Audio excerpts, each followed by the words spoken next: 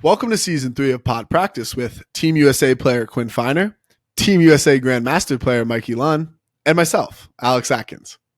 You can now find us on YouTube, Spotify, Apple, and anywhere you listen to your podcasts. We want to keep growing the Pod Practice community, so reach out to us with your thoughts on IG and YouTube at podpractice_pod, or email us at show@podpracticepod.com. I hope you enjoyed the episode.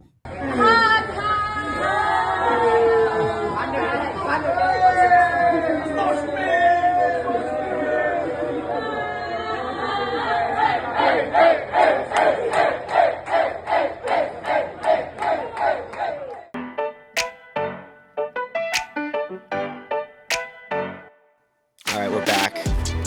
This is probably the fourth time we've recorded for this single episode because we're all over the place getting back from traveling and all the shit we've been doing. So this might be the most mishmash episode you ever heard, but we're getting it done. So send us thank yous in the chat. Mike, let's hear a little bit more about your travels since you're finally back in Colorado, and yeah, we can talk about a little bit of Mooncatcher stuff and then some PEC, and then maybe we're recording this after PEC and after Summit Roadtrip. So like I said, like the fourth time we recorded for this episode. So let's do it. Yeah, it was probably my bad because I was eager to just record while I was still in Europe, even though we do. I don't even know if that footage even works because your reception was so bad. Yeah, I did. I had to it took all night to upload while I was sleeping from our Logroño Wi-Fi, Airbnb Wi-Fi. Oh man. I guess when we last spoke, it was right before. Was it right before quarterfinals? I think. It was the night before. Yeah. Okay. So, I guess I'll just end that and then go back to my travels. So we played Singapore in quarterfinals the next day. It was a really good game. Singapore, they reminded me a lot of Brown, especially 2023 semifinals at college nationals when Mama Bird played Brown, where they ran a lot of three-person dominator, and they were just really hard to dispossess. 2019 too. I mean, that 2019 and that 2023 team. Yeah, 2019 as well. Same. It's just different players. Yeah, I mean, it's I guess just Brown. It reminded me of Brown. Yeah, and they were very skilled. We kept it competitive. It was close. I did feel like there were some pretty shitty calls on their end, and I don't feel bad about saying that. I don't think that we responded to them very well, and it kind of hurt us in the end because the whole fucking whiff diff stuff. God, dude, it's just the calls go. The discussion goes on forever and ever and ever, and game advisors, bless their hearts, just are not. They're not it. They don't help do anything because people still just go with what they said, even if the game advisor tells them not to. Exactly. It happens all the time. It's not like and that did happen. It happened at Wooked for us too. What's the point then? Yeah, it's I think Whiff Diff needs a new system because not only because of that, but the pace of games. Man, there's so many calls that get discussed for many minutes. Yeah, it's too much. That said, I don't want to overshadow the fact that there were a lot of great plays in that game. It was fun. So we lose 10-12. I don't want to diminish this, but I want to make sure we're not talking forever. So then we good result though for a Czech team that is relatively unknown. I agree, man. They have some talented players, and a lot of them are under 20 as well. Under 20 years old? Yeah. One of our females is only 16. Wow.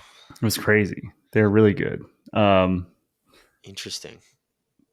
There's a cutter on the O-line. His name's PEC, that's at least what we call him. I only know their nicknames. I think he could play for Bravo. Stepan was like one of our main two handlers. I think he could play for Bravo. This young kid Radia, I'm only mentioning the males right now.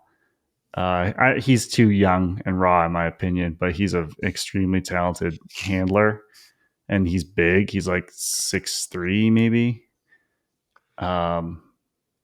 And anyway, I could go through up and down the roster, but I was like very impressed with actually one of their the guy we call Pedro. He played for the Wind Chill. I may have mentioned that when we previously recorded. What's his actual name? Starts with an M. That's was Michael Merrick posting him? Yes. Matisse or something? Petrovich is his last name. I think it's Matisse It's probably I'm probably not saying that right, but it's Mates, I think. And it's what year did he play? It's not this year. It was he played last year when they won. It was last year, yeah. Yeah, I Pedro. I don't know how to say your name except for Pedro. It is spelled Matej with the little accent on the E. So I mean, that's crazy. I did. I were doing this earlier this episode about all the gentle names too. We're just like, yeah. I mean, we don't know. Yeah, we're dumb Americans. Yeah, but thank you for bearing with us. And he played for Sub-Zero. So he is a UFA champion. But on the female side too, like they were so young. Like Domcha, who is one of the main handlers on offense, is only 19. Christina, obviously, she's only 21. Really? Yeah. I thought she was like on the older side for U24s. I know. I thought so too, and she was almost a little offended when I said that. But it's because she's so mature. Exactly. Well, it was because we were talking about Tobias, and I said Toby's only 20, and she was so astonished that he was that good at 20. So I assumed, like, well, she must be 23 then if she thinks that Toby is that good for that age. Yeah, I guess that's how old I was playing U24 too. 21. Yeah. It makes sense. It does make sense. Yeah. She gets in a cycle then. I'm looking at the. I looked up. I was trying to find the Wind Chill roster from 2024, and I hate AI. By the way, it sucks for a lot of things. It says new additions to the team in 2024, including Joe White, John Lithio, and Jeff Weiss. Wow, missed them all. Wow, funny. Good job. Yeah, good job, AI. And you just incinerated a forest. Yeah, by looking that up, and it was wrong. Anyway, so I missed their 5th place game. We beat China in the 5th place semis. I missed the 5th place game, which was a rematch against Japan that went to Universe. So it looked like a great game. Japan's a really good team. So they finished 6th, which was awesome. And they were so kind to me. Like the night before I left, we all like met right outside their hotel in the little streets of Logroño, which is basically an alley. And they gave me a Frisbee that they all signed. And then all the guys picked me up and threw me in the air a bunch of times. That's sick. Big group hug, and they made me give a speech. It was a pretty cute moment and a very happy memory that I'll cherish for the rest of my life. Over here at Pod Practice, we are excited to announce that we are partnering with Greatest Bag to provide you with all of your ultimate bag needs. If you're looking to get a new ultimate bag, head on over to greatestbag.com. And if you use code PODPRACTICE10, you will receive 10% off your purchase. Anyway, I guess it probably would make sense to just segue to PEC, but we can talk Mooncatcher stuff, or just like quick shout out. Yeah, I guess. Okay, so before the last time I recorded this mishmash of an episode, I did forget to mention like my travels. My itinerary was all three of us had different Europe travel plans. So I played with Johnny Walker at Grandmasters Regionals in Texas. I came home for about 7 hours, and then I flew to Brussels, where I stayed for 2.5 days. And PA, he found me accommodations with a wonderful host, Ava Maxon. I actually don't know how to say her last name either, but she plays for Moon Cup in Belgium, in Brussels. And funny enough, coincidentally, she lived in Rochester, Minnesota, which is my hometown, for like 3 or 4 years. That's crazy. And played Frisbee in Minnesota. She gave me a bike, and I got to bike around Brussels. It was a blast. But what I want to highlight is, I went to a Mooncatchers practice. PA invited me, and I was super excited because we've watched those guys, and they're one of the more fun teams to watch play. Definitely. And I ended up leading the practice because they are learning AP. They're learning our defense. And it seems kind of feels like every team I run into there is like, they're all trying to run AP. So we went over the goals of the defense. We went over marking progressions.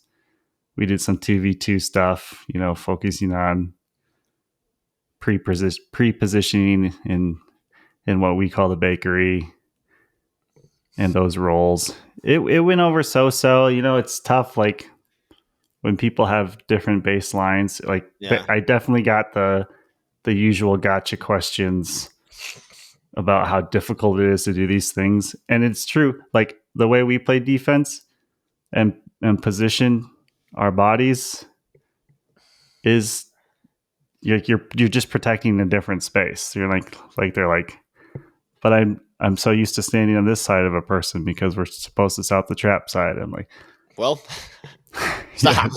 Yeah. It's like, well, it's I guess it's funny how the framework just, we're so ingrained. People are so ingrained in what's right and wrong. Yeah. When we get to the Summit road trip, the Steel run a really interesting force middle. Well, not interesting, but they run a good force middle at their home stadium that works really well that we can talk about too. Oh, great. Yeah. It's like specific to their stadium. It kind of seemed like. Really? Yeah. I mean, it's not that in depth, but it works really well at their stadium in particular. Interesting. Okay. I'll look forward to hearing that. And then I got to scrimmage with them as well, so that was fun. A lot of those guys were also on the Belgium U24 team. So I got to see them again there. They have some really good athletes. I would love to shout out all of them, but I cannot pronounce their names. I think Sofian. Remember names when you can't pronounce them in the first place. Yeah. At least I got the Czech nicknames down. I think if I had a day and a list to study, I could have gotten the Mooncatchers ones. But yeah.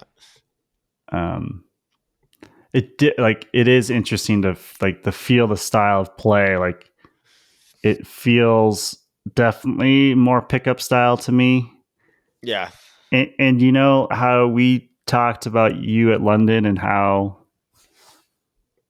you're so like away from that now that like when you go into a situation where you kind of have to just improvise and be an artist, like that's not your forte anymore. No, yeah, because we're just so like I would say a lot of US players are just like not quite robotic, but it's like we're just by the book, which can be which is good a lot of the time, but sometimes it's like all of a sudden when you run into a situation that you're like, oh shit, we don't US teams don't improvise well. Like something as simple as like the handlers getting disconnected from the cutters. Like tons of US teams have problem reconnecting because they're not as good as improvising in situations like that. Right. I guess that's all I need to really say about Belgium. I thanks, I guess, again, to the Mooncatchers, in addition to everybody else that I met in Europe, for being so welcoming. It was a ton of fun, and I hope to be back. Take charge of your real estate future with HomeForce, the all-in-one home buying service built specifically for Ultimate players, their friends, and their families. Powered by the Ultimate Lending Team, HomeForce was engineered by Ultimate players for Ultimate players. It's your one-stop shop for everything real estate. Let Jim Nolte and his team at HomeForce quarterback the whole process, or jump in just where you need help. Follow at Ultimate Living Colorado on Instagram. So you flew straight from Spain to what? Detroit? Yeah. So I guess I can just segue. Yeah, you didn't even go home. You just went straight to Detroit, right? Yeah. So from Brussels, I took the train to London, where I met you guys for a London invite. Mm-hmm. And then the night before I left for Spain, I bought a ticket to Madrid, and I stayed in Madrid for a few days with Ellie Dastrup in an amazing home for free. So I really lucked out there. And then I took the train from Madrid to Logroño on maybe Friday, and I was there for a week and flew straight from Logroño to PEC, where I suited up to play for Bravo. But did they have a stat keeper? What was your stat line like? Let's see. I don't think there was a stat keeper. It was pretty. I mean, holy shit! If they had enough people to do that, and we didn't have enough people to field a team, it would just be pretty ironic. Yeah, I guess like we had to invite people from Mama Bird to play. We invite this Bodie shout out Bodie from Portland, Maine. He plays for Red Tide. He picked up with us and like honestly locked up Oscar when we played Mallard. We didn't have Danny Landisman the first day because he had a work thing and then drove up from Indiana. Jesus Christ.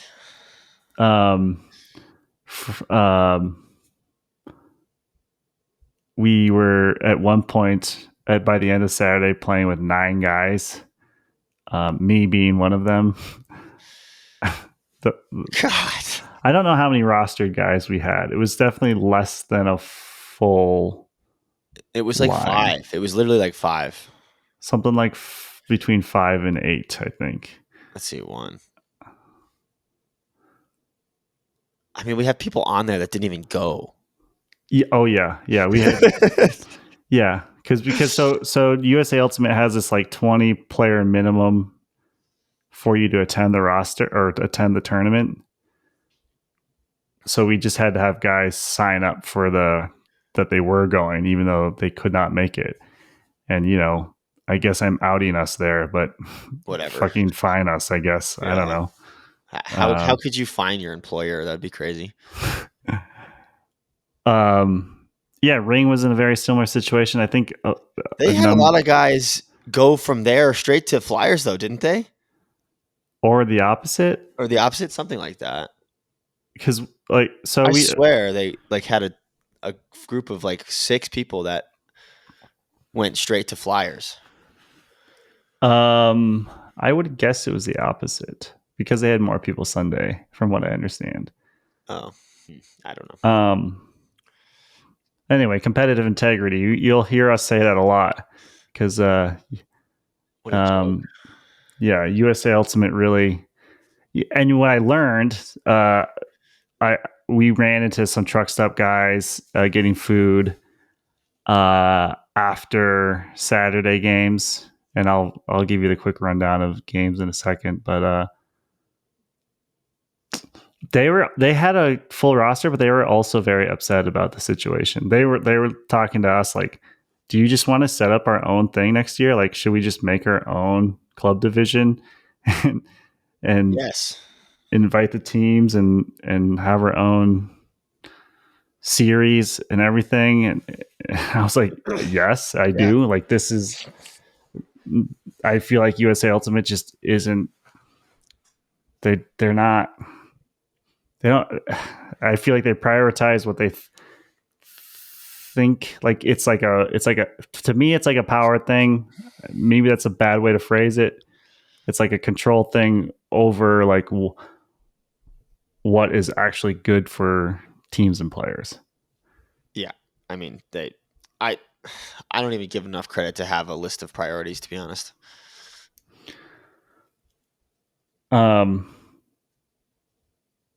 So PEC, the games, we played Phoenix, Vault, and Ring Saturday. Phoenix, this was a total busted. We were up like 9-3. And we pooped it away and lost, I think 13-14 or 12-13. 13-14 if I... It was so dumb. Like, they did make some plays, but it was like we were doing some dumb shit. Hell like yeah. we had it on the goal line to win probably 10 times. Really? Probably. Oh my God. It was insanity. They were playing like some junk D in the end zone by the end, and we just weren't patient. And then just like one dumb thing after the next, and all of a sudden it was Universe. And I caught the pull, centered to Nut. He looked upfield. He swung it to Buck, like kind of ahead of Buck, and Buck reached out and it doinked off his hand. It's like 7 yards out of the end zone. Perfect. And then we lost. I feel like you get in a situation. I was thinking about this. You get in a situation where you have like 3 or 4 chances to hold. Honestly, like you should just huck it to your best receiver like 4 times in a row. Like just fuck it. Dude, you're talking Belgium against Japan though. They tried to do that. That's true. But they threw it out the back like 4 times. Like just give them a shot. Like somebody will make a play. Hopefully. Yeah, maybe if you give them a shot. I mean, we had no trouble working it up the field. Like we were doing that and then just turning it. Yeah, but it's all whatever. Like it's just so dumb. So like by the end of the first game, I think we're down to 12 running. 12, 11, Then we play Vault and go down early, but do a good job fighting back. And that game also went to Universe. I think we lost 12-13 maybe. Yeah, I think so. And then we played Ring. That game was fun. I always like playing the Ring guys. They were in a similar situation to us. A few more bodies, but like very similar. And I'm just trying to look up what the scores actually were. I think they were all like 12-13. I was just looking at it. The field site looked kind of nice though. The fields were good. The grass was nice. Like it was I guess it was thermometer wise as hot as it was in Spain, but it did not feel that way. And I think because everything in Spain was on turf. God.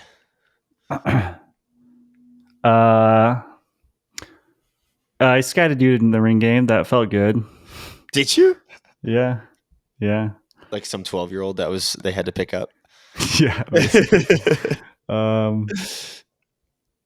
And we fought back though, and won or lost 10-11 on Universe. Okay. And then was Saul there on Saturday? No, he wasn't. Was he there on Sunday? I don't know. He was at the Flyers game though. So it must have been the other way around, like you were saying. Yeah, it was just like their main handlers were Gooch and John McDonald. Oh, okay, that's solid. And let's see, they had Walker Matthews. Yeah, Matt Barcelos was there. Pignoni was there. No. Wow. Oh yeah, he's on the. I was trying to find people that weren't on the Flyers. Definitely a lot of guys that I didn't recognize. One guy that I recognize but cannot remember his name. It was a good game though. They're just I like playing against those guys, and it was fun to actually play against them. So anyway, we're out of the bracket. Day one. Not like, it's like worst case, best case. Like, Yeah. Our real goal for this tournament is to just make sure Bravo isn't totally fucked for bids. I think I could see the Phoenix losing to like the 60th ranked team at some point this season and us just getting absolutely blown to bits. Yeah. But other than that, I think like pretty solid. Yeah. Like hopefully Ring and Chain do really well.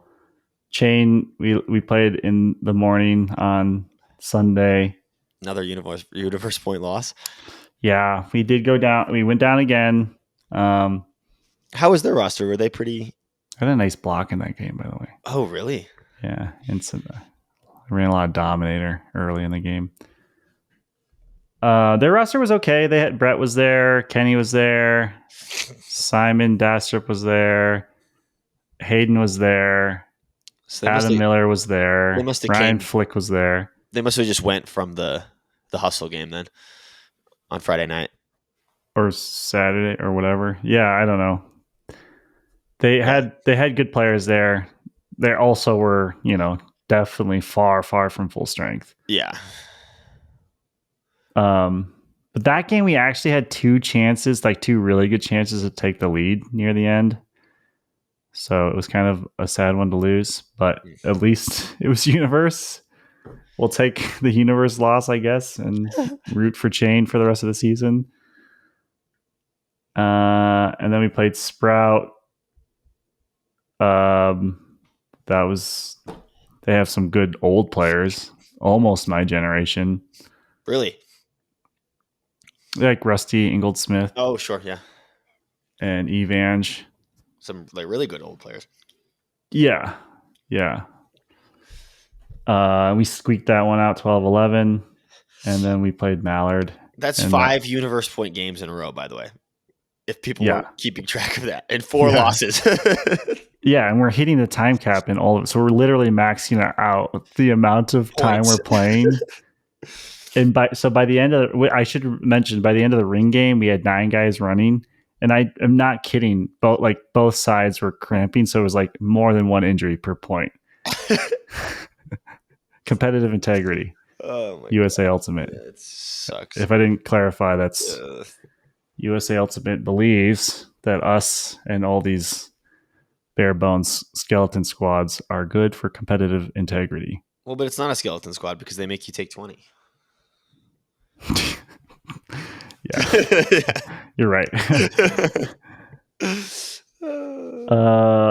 And the last game was against Mallard. Mallard's pretty good. They have Oscar.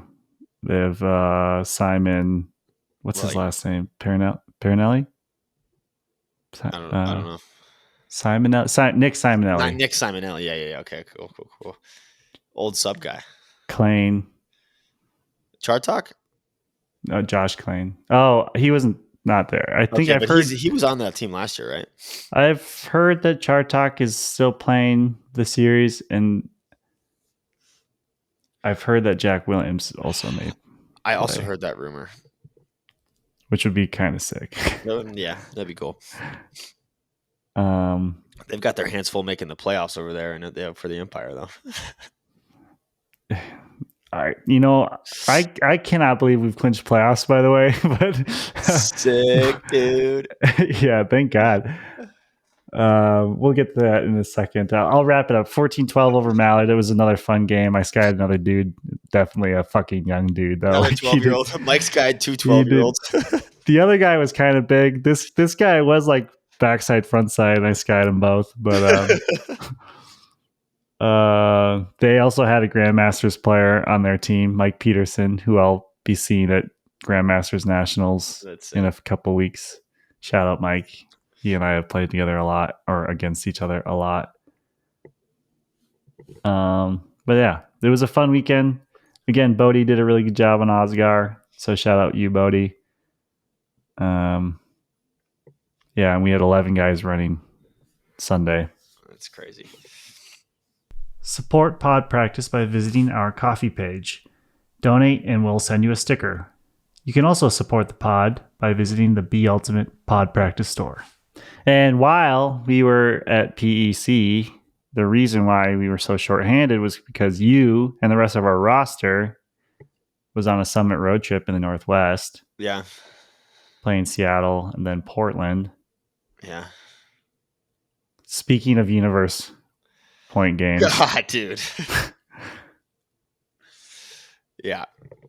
Two overtime games, which I think I killed my body because I'm now, if you haven't noticed from all my sniffling, I'm sick. But Seattle game was a really good game. I'm shocked that Seattle has the record that they have, to be honest. Same. Just looking at the roster, I'm like, oh, it's a really talented roster. And then like playing them, I'm like these guys are good. Like they're good. I don't really understand what happened, like hard schedule, but like basically honestly, the same roster as last year. Like minus Khalif, yeah. But I'm like expecting them, but they added Connor Belfood, who's like one of their best players. Like he's really good.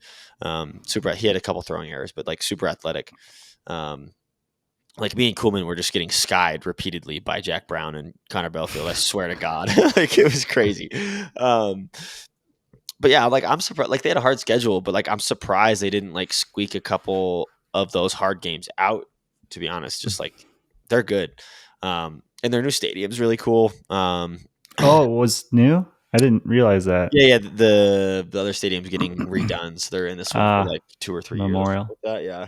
So that was cool. It's a bit odd because it's a little short and like it's not centered. It's too wide, so the brick mark is like not in this. It's just a little weird, but it was cool. There was people sitting like, I think there was like BFG players sitting in the back end zone, like heckling us, which was really funny.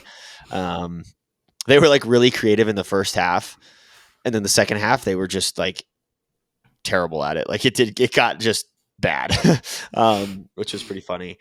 But yeah, really, really hard fought game. Overtime, we ended up winning by 2. We broke on the first point of overtime, which was super sick.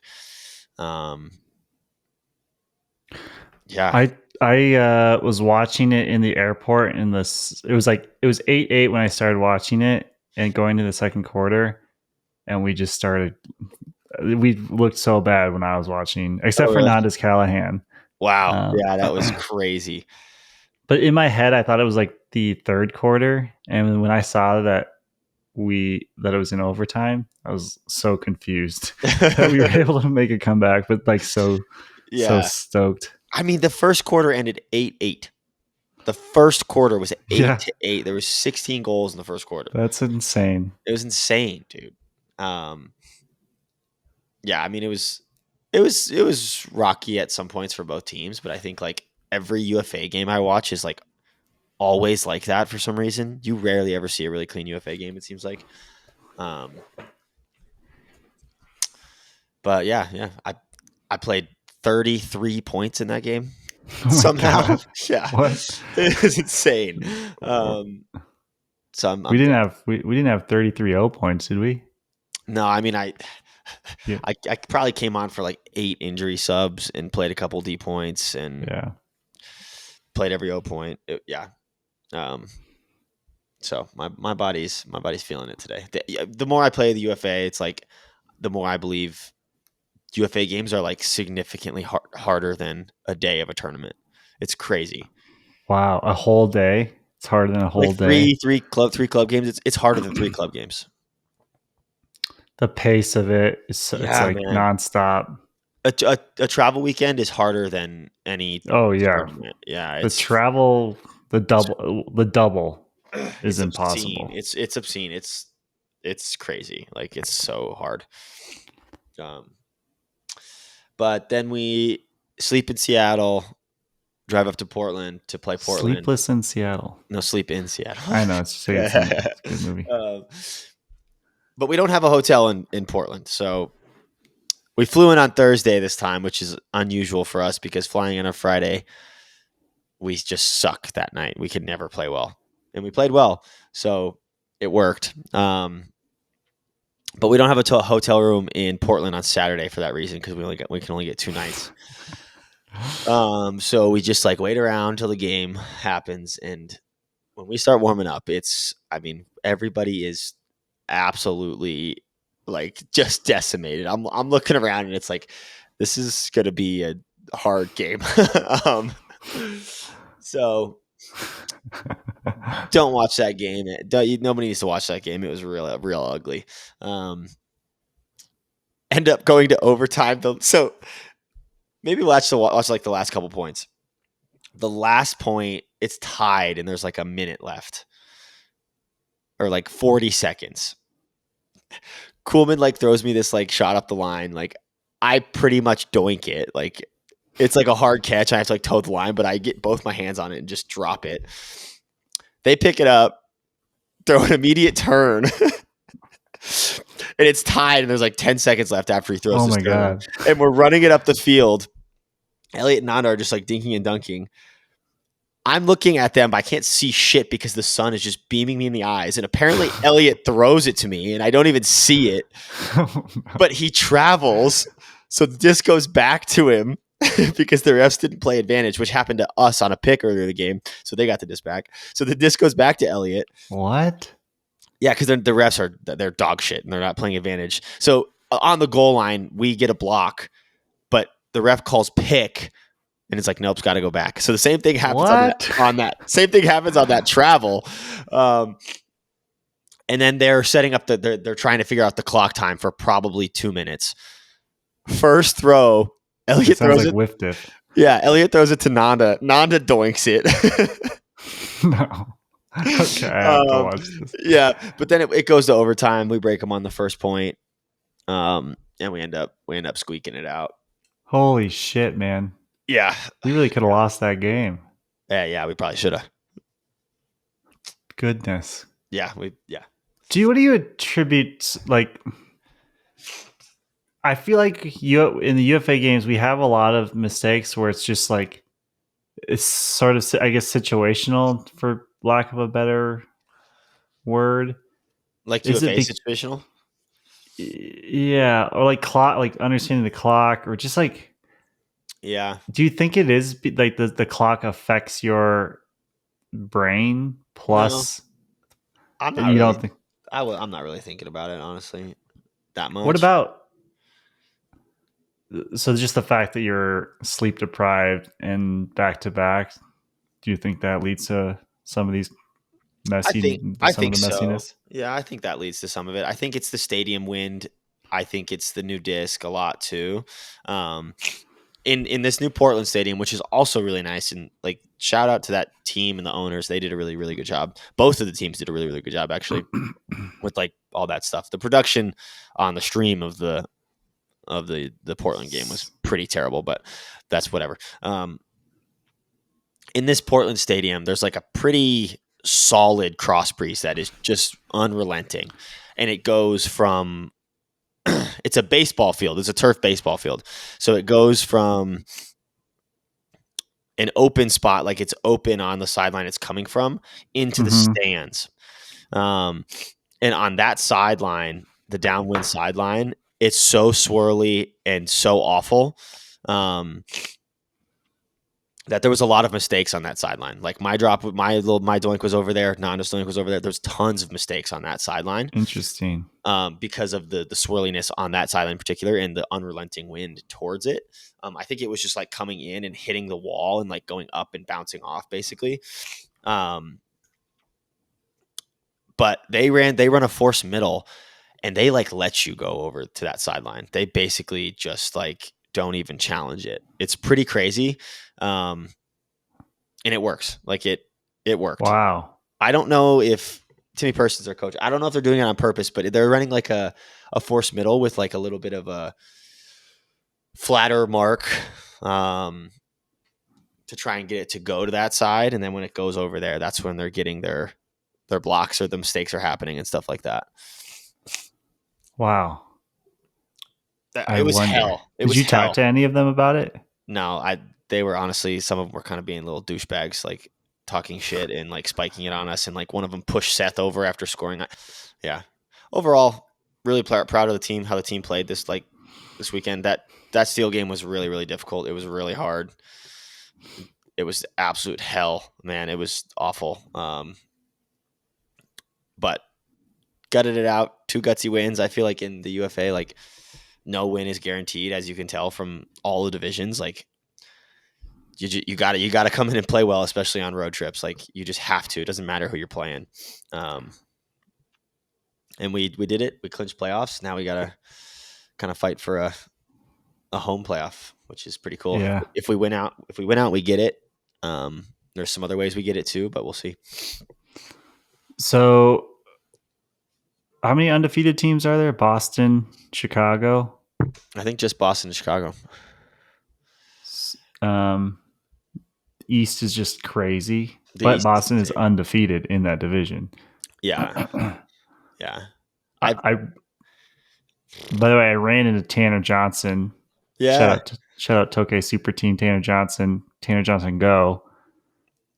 Why is his like wife's name Go? Why is it Tanner Johnson Go? Is that actually his name? Do you know? It's always been Tanner Johnson Go, I believe. Oh, okay. I actually don't know though. He asked me if we prioritized UFA over club because he was skipping. I think he was skipping it. Did Boston have a game, or he said that he would skip a sprocket? He missed or skip a UFA thing for a sprocket. He missed the Canada road trip for the super team. Ah, okay. Well, that's slightly different, but oh, what were you saying? Sorry. I was saying, like he was almost surprised, or not surprised. He was interested to know that all of our players were going to the Summit road trip instead. And not prioritizing club. Oh, yeah, interesting. I wouldn't say surprised. But he was like, oh, okay, that's interesting that your team does it that way. Well, here's the thing. If it was U.S. Open, I'd be playing U.S. Open. Yeah, but UFA is nice enough to schedule around U.S. Open. Yeah, because they actually care about the sport. But like PEC East is obviously a joke because, yeah. So yeah, I would still. I mean, if it was U.S. Open, I'd play U.S. Open. But that's like neither here nor there. Okay, well that's interesting. Yeah. Well, I don't know. I mean, if it was championship weekend, though, like if versus it was U.S. Open, yeah, I'm playing championship weekend. I mean, whatever. It's not a thought experiment we need to go through. Yeah. I do. We were looking at some of the. I was looking at some of the stats. Walker Frakenberg had maybe the craziest stat line I have ever seen against the Shred, and they lost by 4. They posted a highlight reel of Walker like after the first quarter of that game, I think. Bro, 6 goals, 6 assists. Wow. 595 receiving yards. What? 413 throwing yards for 1,008 total yards. What? 5 hockey assists. So he is on the sheet for 17 of the goals right now, and 1 turn. Wow. And they lost. They lost by 4. That's crazy. Yeah, that's so interesting. It's interesting. Who's turning it over on that team? Give it to Walker. Selfridge had 4 turns. Magzik had 3. Leo had 2. But so as amazing as that stat line is, I don't even know how he did that with being plus 11. Something's up if you have a player with that many. With that stat line, I have to watch that game. You lose by 4, and you have a player with that stat line. It seems like maybe need to involve more people more often. I don't know. Well, we should ask the Shown Space guys on how to interpret. Yeah, we should too. Because legitimately, I don't know. I'm just like spitballing because that's like one of the most insane stat lines I've ever seen, and they lose. Yeah. They lose pretty like decently handedly. We should literally ask them about this game and Yeah. if they have any thought. And I actually can prompt them ahead of time. Yeah, and I think he had another good game the next night too. Like he's insane. He's turned into a He's pretty solid, darn good player. He's solid. I'm excited to see him play club again. I wonder where he's at in the MVP race.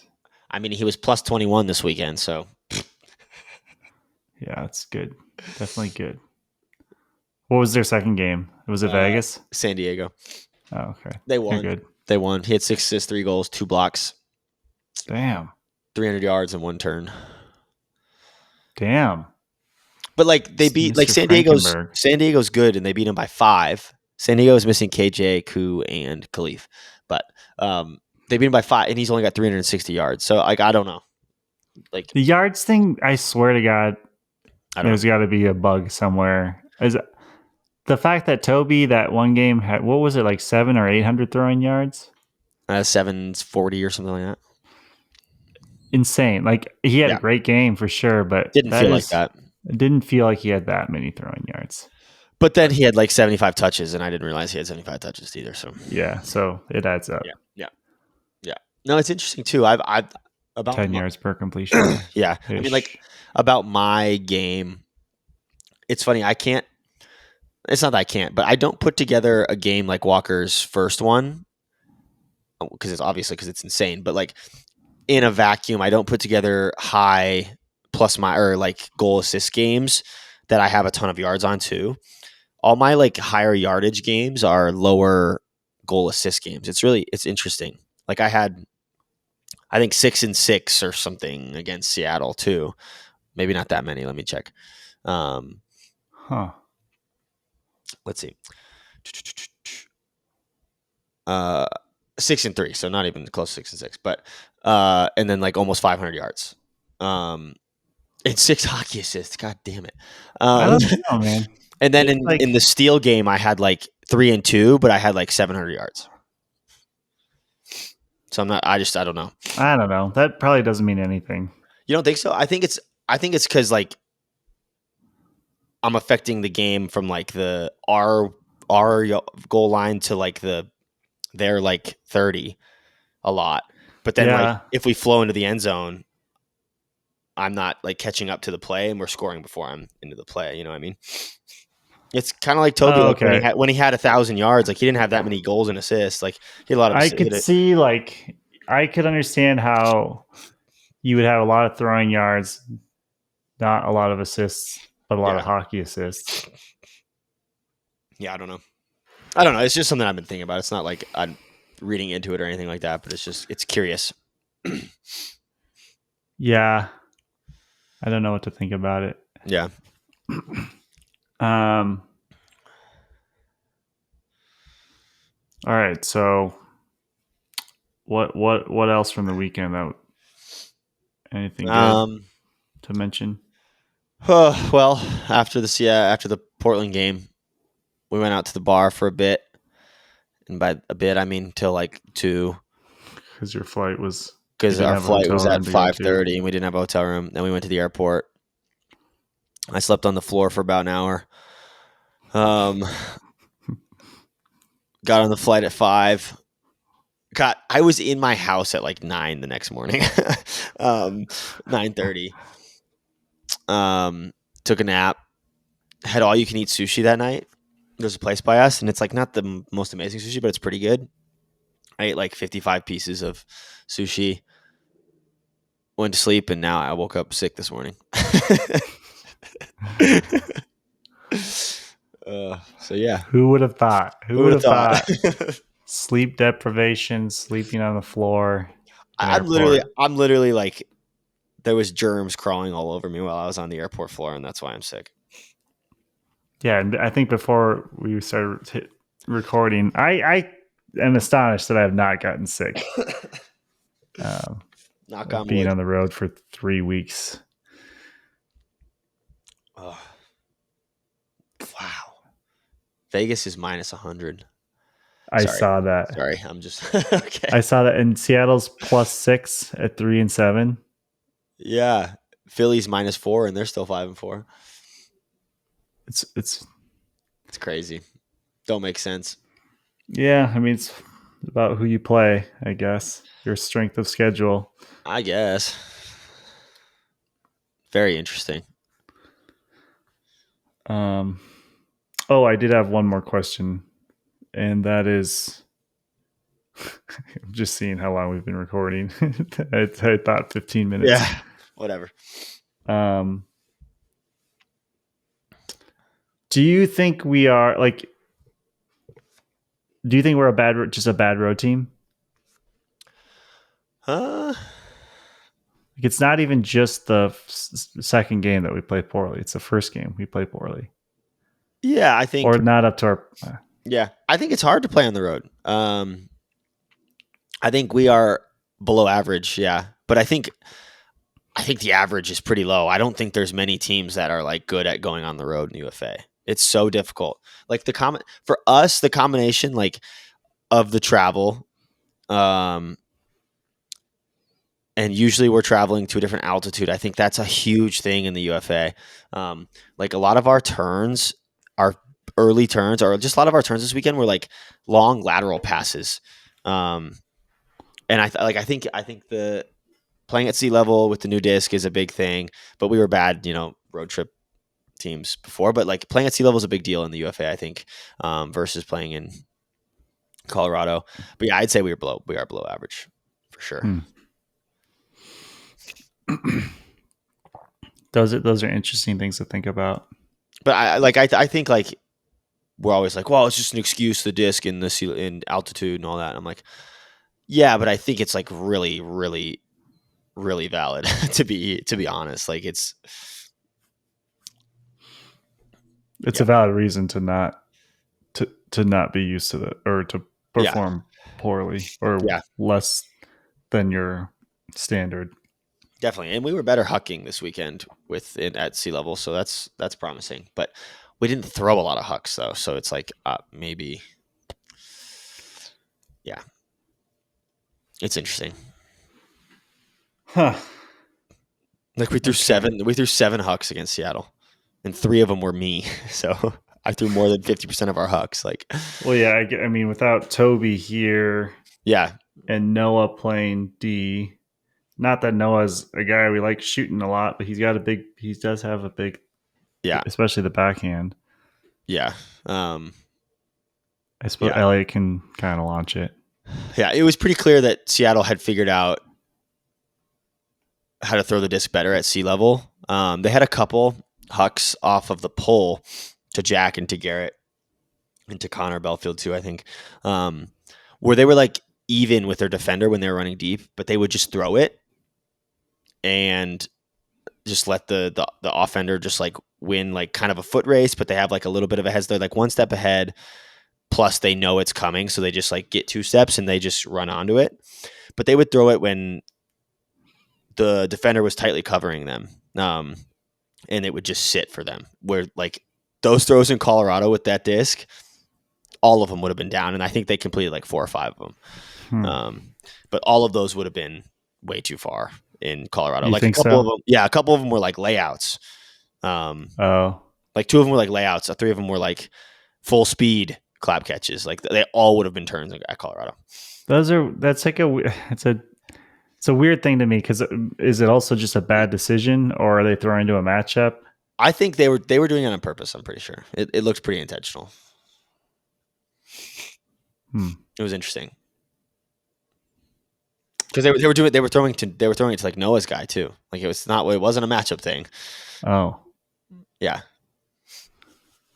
Okay, I have to watch the games in full. Yeah, you should watch. I'm curious. Okay.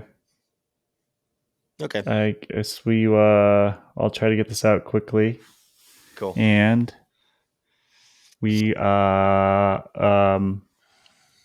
look forward to another episode this week with the Braden and Jacob from Shown Space. It's really exciting stuff. Data analysis statistics really around, specifically around UFA. I think it's a really cool topic and something I hope to see more of in Frisbee in general. Yeah. The rise of the hockey assist is what we're about to see. Most important stat in Ultimate. All right. Feel better. All right. Thanks. Peace out.